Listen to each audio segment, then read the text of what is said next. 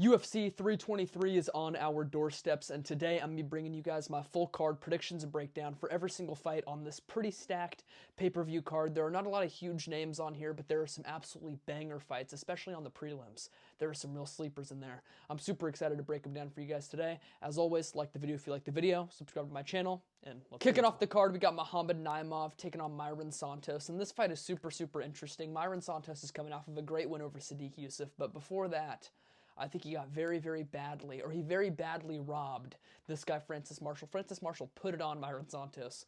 I don't even know how you could score for Myron Santos. I remember thinking it was 3-0 Francis Marshall watching it live. Somehow Myron got his hand raised, but I wasn't even considering Myron Santos getting his hand raised in that fight. That's how dominant it was, in my opinion. Or I was not even considering Myron Santos to get his hand raised. I thought, I might have just said that, but I don't know. Maybe I said Francis Marshall. Francis Marshall won the fight, in my opinion, and that's a real bad look, because Francis Marshall's now cut from the UFC, and he was not very good when he was in the UFC. His only real notable thing that he's done is robbed Myron Santos, or got robbed by Myron Santos. And now he's taking on Muhammad Naimov, which is definitely a step up, in my opinion, from Sodiq Yusuff. And Muhammad Naimov's coming off of that win over Bogdangrad, where he caught him with the wheeled kick, stunned him bad. And yeah, Bogdangrad got a few good takedowns on him, but Naimov outstruck him really dominantly, outdamaged him really dominantly. And now he's looking at a fight with Myron Santos, and I think that Myron Santos is a little bit of a step down from Bogdangrad, if I'm going to be honest here. Bogdangrad's a pretty decent fighter, man, especially his wrestling, his chain wrestling. It's really good. His control, it's really good. And I think I'm going to go with Muhammad Naimov here. I know he's a really big underdog. He's like plus 250, something like that, but I really have not seen anything too special out of Myron Santos. Nothing that he does necessarily really good. And Muhammad Naimov, he's kind of the same way. He's more of like a well-rounded guy, but he did beat Nathaniel Wood, which is a really good win, although he cheated a bunch in that fight, and he probably shouldn't have got the decision. I feel like he should have got a point taken away in that one, but beating Nathaniel Wood, it is a good win. He's coming off of a win over Bogdangrad. He's got the momentum. He did lose to Felipe Lima, but that fight was real competitive, real back and forth, and I think I'm going to go with Muhammad Naimov here by decision. He's got a lot of experience. He's got more experience on Myron Santos. I think his veteran experience is probably going to come in handy here if the fight gets close, which I think that it will. And where are we at? I was going to say, if it goes to like a close decision, maybe it would go to Muhammad Naimov, but I don't think, where is this fight card even taking place at? I'm not even sure. But I'm going to go with Muhammad Naimov by unanimous decision, 29. Moving up the card, we got Mansour Abdul Malik taking on Antonio Tricoli, and this is a very, obvious, this is very obvious from the UFC. They're just trying to get Mansour Abdul Malik back on track with another easy win, and they're feeding him a guy in Antonio Tricoli who's 0-2 or 0-3 in the UFC. He's been dominated and knocked out in all of his fights. He lost on the Contender Series. He's kind of just known for being Mackenzie Dern's boyfriend. And, yeah, he's going to get smoked by Mansour. Mansour Abdul Malik, though, he did go to a draw with Cody Brundage, which is not good. Cody Brundage sucks. But, excuse me, Mansour Abdul Malik better get this one done. That's all I'm saying. He better get this one done.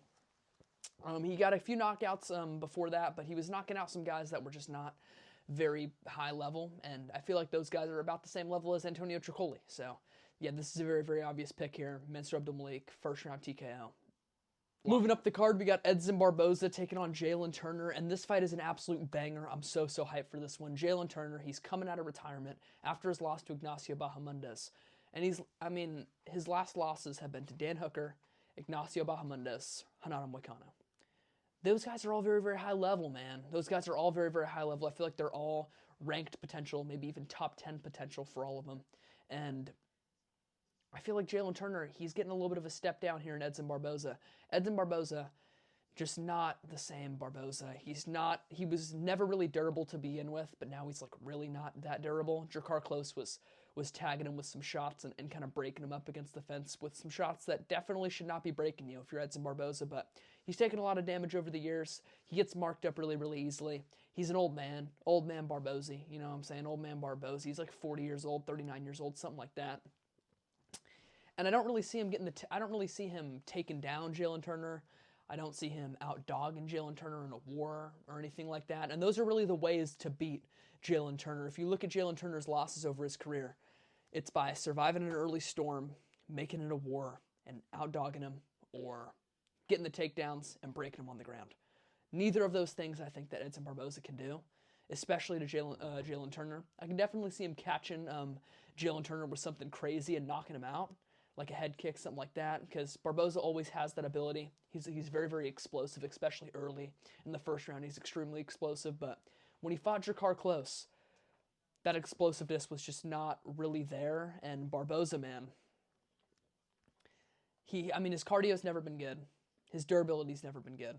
But against Jakar Close, it looked even worse, man. And I picked him to beat Jakar Close. I feel like Barboza, that was a fight that you got to win. You know what I'm saying? Especially if I want you to be confident against a guy like Jalen Turner. You got to outdog a guy like Jakar Close, and he didn't. And I don't think that's a very good look. I think Barboza's probably going to get knocked out here. I'm going to take Jalen Turner by a third-round TKO. He probably breaks him up against the fence after some early success from Barboza. And yeah, I'm going to take Jalen Turner here by third round. Moving up the card, we got Bruno Ferreira taking on Marvin Vettori. And this fight is real interesting because Marvin Vettori has taken a huge step down in competition, I think. But I think that he kind of sucks, man. Like, Marvin Vettori is the most washed I've ever seen a 32-year-old fighter, besides maybe Vicente Luque.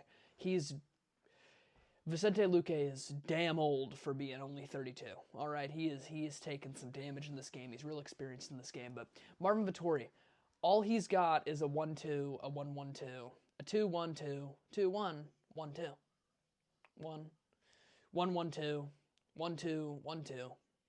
That's all he throws. He doesn't know what a hook is, doesn't know how to target the body, doesn't know how to throw a damn kick. Marvin Vettori's so one-dimensional on the feet. It's crazy. I don't even know how he made it to the top 5 of the rankings at one point. The middleweight division used to be so trash when Adesanya was champion. It was so trash. Marvin Vettori got a title shot. And Izzy couldn't finish him. Crazy stuff. But that was kind of like always the thing, though, with Marvin Vettori. He's got a crazy chin. You can't knock him out. But his chin kind of seemed to be withering away against Brendan Allen. He got hurt bad. I'm pretty sure he got dropped by Brendan Allen, too, for like the first time in his career. His chin's starting to fade away. He's losing fight after fight after fight. He's 32 years old, looking washed. It's bad. It's bad, man. It's real bad. Marvin Vettori always comes in there so motivated, so ready to go, and then he just does nothing in his fights. It's so bad. And Bruno Ferreira, man, he's vicious, especially early in that first round. Bruno Ferreira, he's got a good gas tank. He's finishing a bunch of guys in the unranked areas, and Marvin Vettori's not finishing anybody, and his chin seems to be withering away. It's not the same as it used to be. He's coming off of a brutal, not brutal, but like dominant loss to Brendan Allen, and Brendan Allen's good. He's in the top 4 now, but I don't know. I don't really see, what does Vettori even do to win fights? Like, what does Vettori even do to better than his opponent? You know what I'm saying? Like, I don't even know. All right, I'm going to take Bruno Ferreira here by unanimous decision. I don't think he knocks out Marvin Vettori. I think his chin stays intact for this fight, but Bruno Ferreira is vicious, man. And I think he's probably just going to out-damage Marvin Vettori, walk him down, and Vettori's going to throw a 1-2, a 1-1-2, and lose a decision. All right, like he always does. Give me Bruno Ferreira. Moving up the card, we got Fares Ziam taking on Nazim Sadikov. Banger. Banger. Nazim Sadikov, every fight he has is a banger, either way. But I'm taking Nazim Sadikov here, man. I know that he's had a lot of adversity. He's faced a lot. I feel like he's faced a little bit too much adversity against guys that are not that good in the UFC. But he always seems to come out on top. He always seems to outdog his opponent. He always seems to drag him into deep waters and knock him out. It's what he did against Nicholas Mota. It's what he did to another fighter earlier in his career. I forget the name of him, but I remember watching him when he was coming up, and he just brawls with these guys, and he's really fast. He looks really technical, and his chin, man, it can usually hold up pretty well. It held up really good against Nicholas Mota, and he had a really good fight with Vyacheslav Borshev where his chin got tested in that one too. And then he also beat up on Ismail Bonfim pretty bad before the doctor stepped in. I'm going to be taking Nazim Sadikov here. He's the younger fighter. He's more of like an up-and-coming prospect, I would say. I mean, Ziam is definitely a prospect too, but like the decision magician, Fares Ziam, outside of his win over Matt Frevola, he's really done like nothing, man. Like seriously, like he just does nothing in his fights. Like he wins, but it's like, and he's really defensively sound, but he just does not throw very much, and he just kind of like glides around on the outside, couple shots in the clinch, maybe get a couple takedowns, maybe hit a couple leg kicks, pump the jab out there, stay safe, stay defensively sound. It's what he loves to do. But I don't know, man. I don't really see it working here against Nazim Sadikov. I feel like Nazim Sadikov's going to drag him into deep waters here, drag him into a war. And I think he's going to be able to stuff any sort of takedowns that Fressiam poses at him. I mean, we haven't really seen Nazim Sadikov's takedown defense too much, but I don't know. Fressiam isn't really a guy to take you down too much, and I could definitely see Ziam just trying to like glide on the outside and have a tit-for-tat decision, just like a tit-for-tat sparring session with Nazim, and then Nazim just takes him to deep waters and TKOs him. That's what I think is going to happen here. I think Nazim's going to drag him in the deep waters. I keep saying that over and over and over again. I'm gonna take Nazim Sadikov here by a third round TKO. He's really, really good at bringing his opponents into a brawl, bringing his opponents into the fight that he wants, and I think that he's gonna do that here with Fressiam. Fressiam is very, very bullyable in there in the octagon, and I think that Nazim Sadikov's gonna do exactly that. So give me Nazim Sadikov by a third round TKO. Moving up the card, we got Terrence McKinney taking on Chris Duncan. This fight's an absolute banger. This is one of my favorite fights on the card. I'm so hyped for this one. Someone's getting finished in the first round, and I think it's going to be Terrence McKinney. Terrence McKinney, all of his wins have been against really, really low-level competition in the UFC, and all of his losses have been against unranked guys that are just neither that good in the UFC. He got KO'd by Drew Dober really badly. He got knocked out by Ismail Bonfim terribly, flying knee, flatline KO'd. He got flatline KO'd by Esteban Ribovic as well. He also got knocked out by Nazim Sadikov, I believe, but Sadikov is really good in my opinion. That's not a terrible loss to have, and he did go to the second round with Sadikov, so that's not a terrible look on Terrence McKinney, but Chris Duncan has some mean power in his hands, man. And I know that he's a little bit slow on the feet, and he likes to shoot his takedowns a lot too, but he's got some nasty power, and I think he's going to hit Terrence McKinney clean. And if Chris Duncan smacks Terrence McKinney clean across the jaw, I think Terrence McKinney's going out cold, man. I mean, I think Terrence McKinney's going to get his jaw spun bad here in this fight. I think he's getting knocked out here by Chris Duncan. I could definitely see Chris Duncan mixing it up with the takedowns as well, maybe getting a submission or a TKO to ground and pound, but I don't really see a path to victory here for Terrence McKinney. He could definitely make it a brawl and maybe knock out Chris Duncan, but if he makes it a brawl and he gets smacked around by Chris Duncan's got some nasty power. I think Chris Duncan's going to knock out Terrence McKinney here. I'm fairly confident in this one, so give me Chris Duncan by a first round. Moving up the card, we got Grant Dawson taking on Manuel Torres, and this is a super interesting fight once again. I'm very intrigued by this fight. I'm not even really sure how it's going to go, because Grant Dawson getting knocked out by Bobby Green in 30 seconds is a terrible look, and this is kind of his chance to prove himself against another power puncher. Bobby Green ain't even a power puncher, man. Like, not even in the slightest, but Manuel Torres is an absolute killer on the feet. He's a killer be killed, march forward, swing the hands. And, I mean, Manuel Torres, he does leave himself very open on the feet in his fights, but Grant Dawson ain't knocking nobody out, especially on the feet, man. Like, Grant Dawson is no danger on the feet for Manuel Torres. And I'm a little bit worried that if it stays on the feet for more than, like, a couple minutes in the first round, Grant Dawson's going to be, like, put out, like, sleeping, dude. Because if Bobby Green can put you out with a jab, Manuel Torres is sparking you if he hits you clean. All right, Manuel Torres, he's got a thing. He's got this thing, right, where he hits people and they go out, right? That's kind of what he does, all right? But I will say Manuel Torres, he's a little bit one-dimensional, and he's not very, I mean, he hasn't really had his takedown defense tested too much, but Grant Dawson, he's very good at getting the takedowns. He's very good at sticking to the game plan. He's not going to be like a Sean Brady going out there against Michael Morales, who's just like feeling it out on the feet for 3 minutes and doesn't even shoot one takedown until he's wobbled and then gets KO'd. All right, I mean, that's what happened. And listen, if Grant Dawson tries to feel it out on the feet with Manuel Torres in the first 3 minutes, he is going to get put out cold. But I just don't think that that's going to happen. And I did say the same exact thing when I was picking the Sean Brady versus Michael Morales fight. I picked Sean Brady by sub because I didn't think that he was going to do that, man. These wrestlers, they need to learn. Stop feeling it out on the feet. Quit this feeling out process in the first round with these dangerous killers. Manuel Torres is very dangerous. He's vicious, especially in that first round. And the way that he just did Dober in his last fight, that was a nasty knockout win there, man. That was real nasty. And he did get KO'd by Bahamondes, and that's not a very good look, but Bahamondes is good. He's a very good striker. He went to a pretty close fight with Rafael Fiziev. It was very competitive, and he stayed very defensively sound in that fight. Not a lot really happened. He was spamming the wheel kicks, but I just I don't I don't know, man. I'm very, very torn on this fight. I'm gonna be picking Grant Dawson here by unanimous decision because I don't see Manuel Torres really having the same sort of wind in his sails after round one if Grant Dawson can get the takedowns, and Grant Dawson can always get the takedowns. He's always getting the takedowns on his opponents.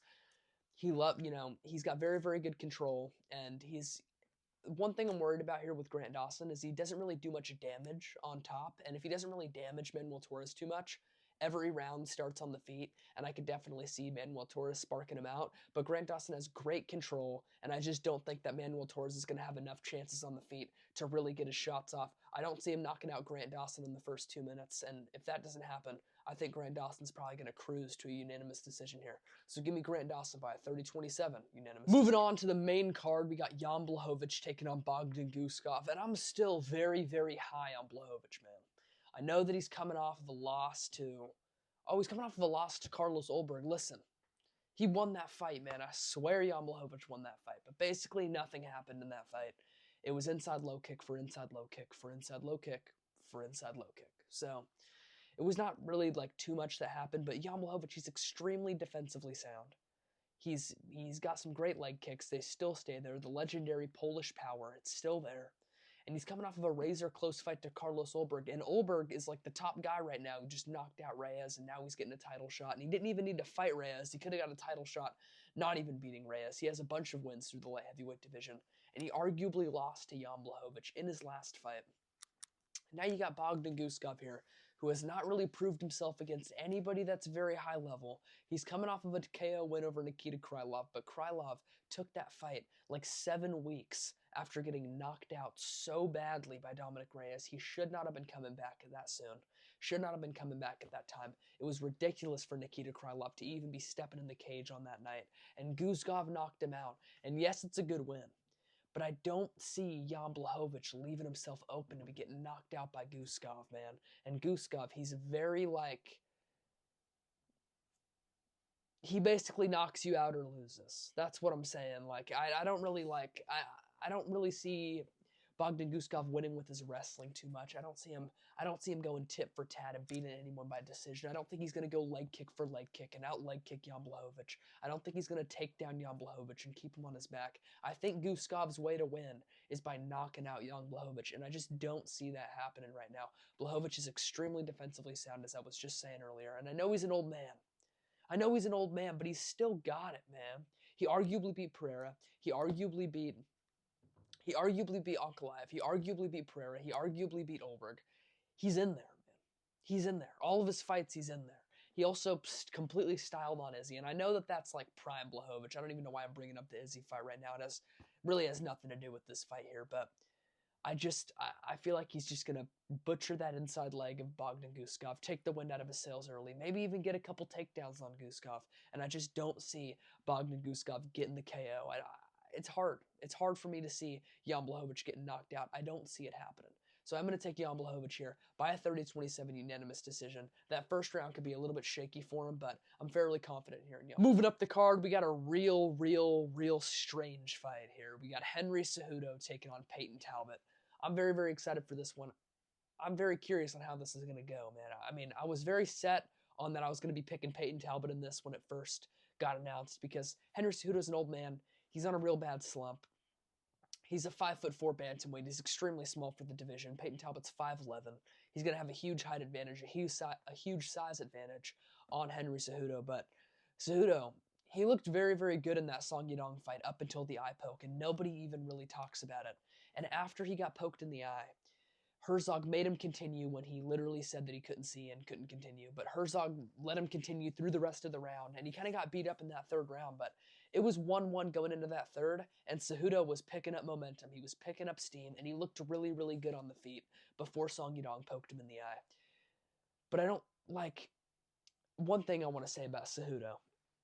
Who's he ever taking down? Who's Henry Cejudo ever taken down?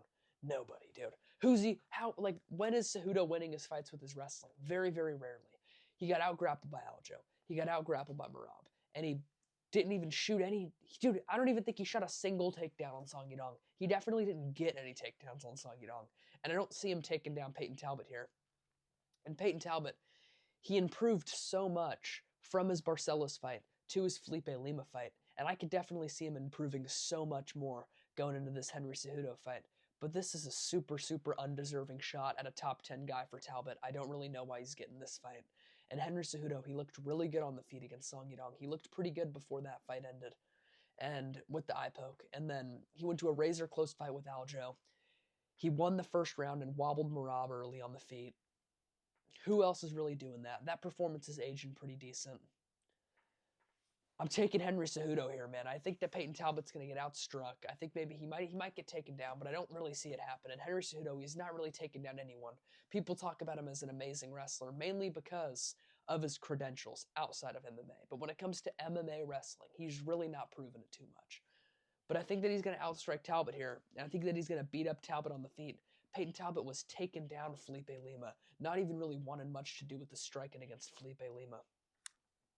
And Henry Cejudo, he's fighting the top guys. He's fighting top-level competition. He's fighting Song Yadong, Merab Dvalishvili, Aljamain Sterling. He's fighting super, super high-level competition. And I think that this is a huge step down for him. And I could definitely see him just outstriking Talbot, beating him on the feet, and getting the decision win here. So give me Henry Cejudo by a 29-28 unanimous. Moving on to the feature fight, we got Brandon Moreno taking on Tatsuro Taira. And Taira is coming off of a win over an unranked Hyungsung Park who just got beat up by Bruno Silva. So that's like a nothing sort of win. But Taira, man, he's looked very, very good in the UFC. He went to a split decision with Brandon Royval.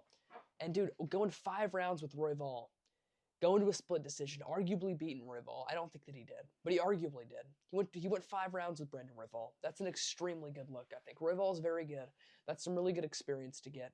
And Moreno, I don't know, man, Moreno, he has looked very, very good in his last few fights, but he's getting older. And I don't know. I feel like he's going to get his back taken. I think he's going to get choked out here by Tatsuro Taira. I don't really know why I feel this way. But I just feel like Taira, man, he's improving every single fight. He looked great since the Royval fight. He looked pretty good in the Royval fight. He looked way better against Royval than Moreno did. And then Moreno beat Albazi and Steve Urseg, which is Urseg, he damn near lost to Ode Osborne. Urseg's been doing nothing but losing. Brandon Moreno beat Amir Albazi. What's Albazi even done besides rob Kai Kara France? Terrible, terrible stuff.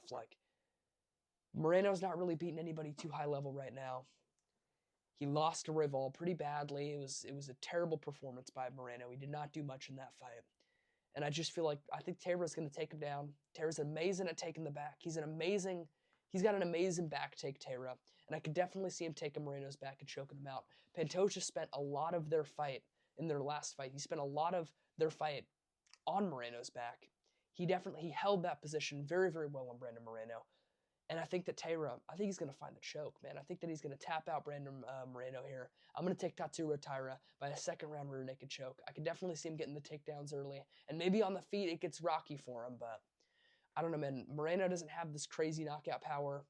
He doesn't have this crazy good takedown defense. He's getting older. He's not really beaten very good competition recently.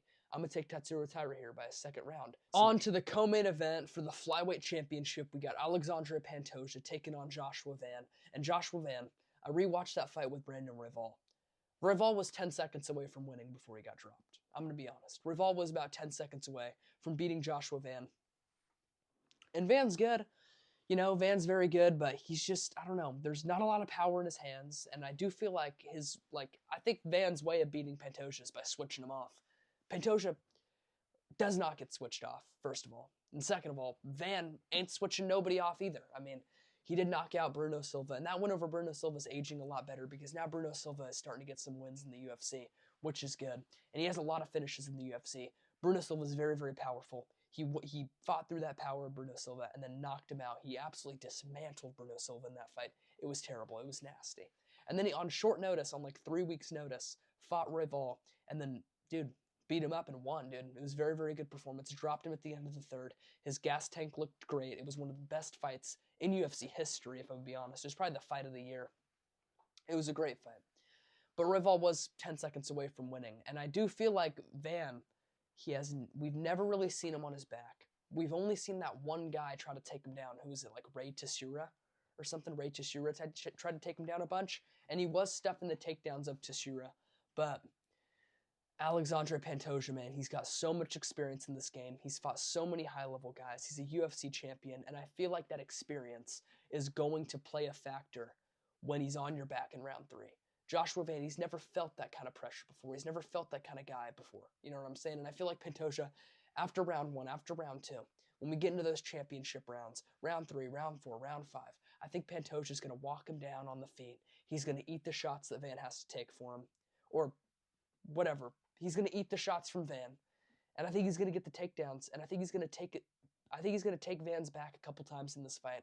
He takes almost everyone's back that he fights. He's very, very good at the back take, and I will say he's not very good at finishing from the position, but his control is amazing. Alexandre Pantoja has really, really good control in half guard, on top, when he's got your back. Pantoja's got very, very great control on the ground, and I think that he's going to control Joshua Van for a big portion of this fight, and he's going to take the wind out of Van's sails a little bit, and I could definitely see Joshua Van in the championship round start to wilt, start to break, and that's where I think Pantoja is really going to take it on him, really going to put it on him, and I think Pantoja's probably going to submit him here in like round 4, round 5. Joshua Van, he's a great fighter, and he's shown some great fights, and he's a super, super entertaining fighter, and he's super young, and he's got a bunch of potential, and I do think he's going to be champion one day, but I don't think that time's now. I'm going to take Alexandre Pantoja by a 4th round submission, and still, Alexandre Pantoja. On to the main event, we got Merab Dvalishvili versus Petr Yan 2. It's the rematch. Merab coming back after like 7 weeks. It's like a 7-week turnaround, I think,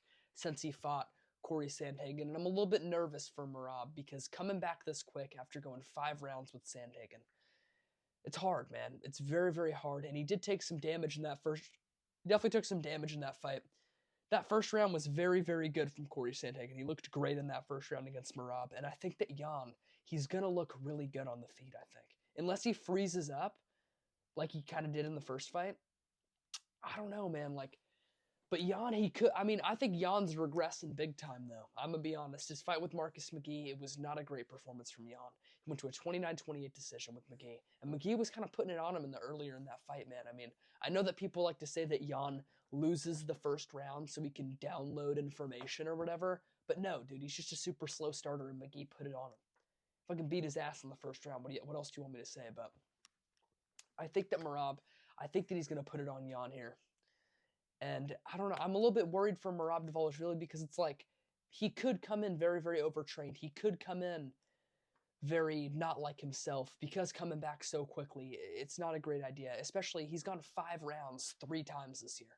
Or no, he didn't go 5 rounds with O'Malley, but he's fought like 13 rounds of MMA this year against championship level guys and championship fights. And he's going to have to go another 5 rounds with Petr Yan. And Merab, I mean, I get it. He doesn't get tired. I understand that. He never gets tired. And I don't think that he's going to get tired. But I could definitely see him looking a little bit slower, a little bit labored, a little bit weathered, especially earlier in that fight. I could definitely see Merab maybe even slowing down a little bit.